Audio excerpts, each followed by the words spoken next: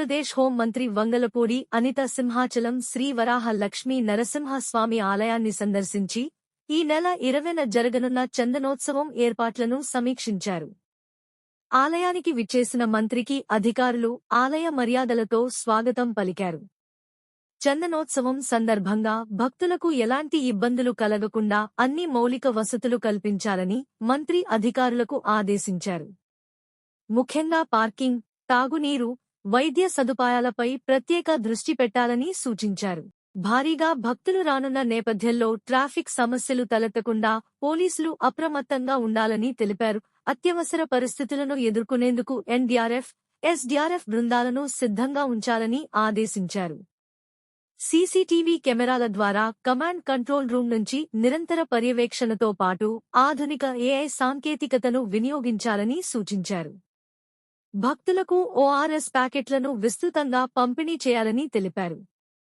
ఈ సంవత్సరం దాదాపు 2 లక్షల మంది భక్తులు హాజరవుతారని అంచనా వేస్తున్నామని, సామాన్య భక్తుల దర్శనాలకు ప్రాధాన్యత ఇస్తున్నామని మంత్రి పేర్కొన్నారు.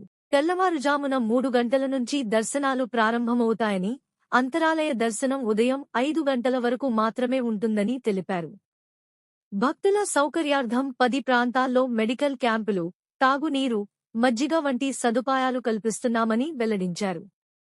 ఈ సమీక్షలో విశాఖ నగర పోలీస్ కమిషనర్, జాయింట్ కలెక్టర్, ఆలయ ఈవో తదితరులు పాల్గొన్నారు.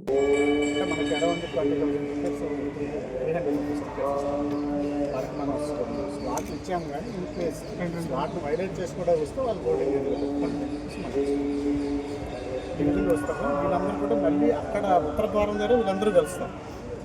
3 పాయింట్ ఎక్కడైతే కలుస్తారో వీళ్ళకి డెడికేటెడ్ లైన్ వాళ్ళందరూ ఇక్కడికి వస్తారు.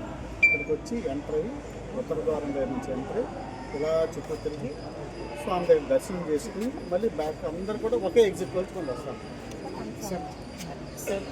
That is that bottleneck. Bottleneck is there. అది దాటేసి వాళ్ళందరూ గంటల లోపల దర్శనం కూడా ఆపేస్తారు. అంతరాలయ దర్శనం కూడా ఆపేస్తారు. అంతరాలయ దర్శనం ఎప్పుడైతే 5 గంటల్లో ఆగారో ఆ టైంలో ఎవరు వచ్చినా కూడా ఇంక్లూడింగ్ మీ పైనుంచి దర్శనం చేసుకుని వెళ్తారు. మీరు లాస్ట్ టైం కూడా చూశారు, ఎక్కడా కూడా అటువంటి వైలేషన్ జరగలేదు.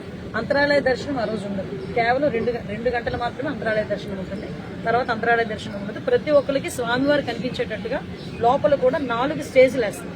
4 స్టేజ్ల వారీగా వాళ్ళు ముందుకు వెళ్తారు, మూవ్ అవుతారు. కాబట్టి స్వామివారు కనిపించలేదు. ఈవెన్ దో మేము నుంచొని చూసుకుంటున్నాం, మా హైట్ నుంచొని చూసుకుంటున్నాం, కనిపిస్తున్నారా లేదా నెక్స్ట్ స్టెప్ మీదకి.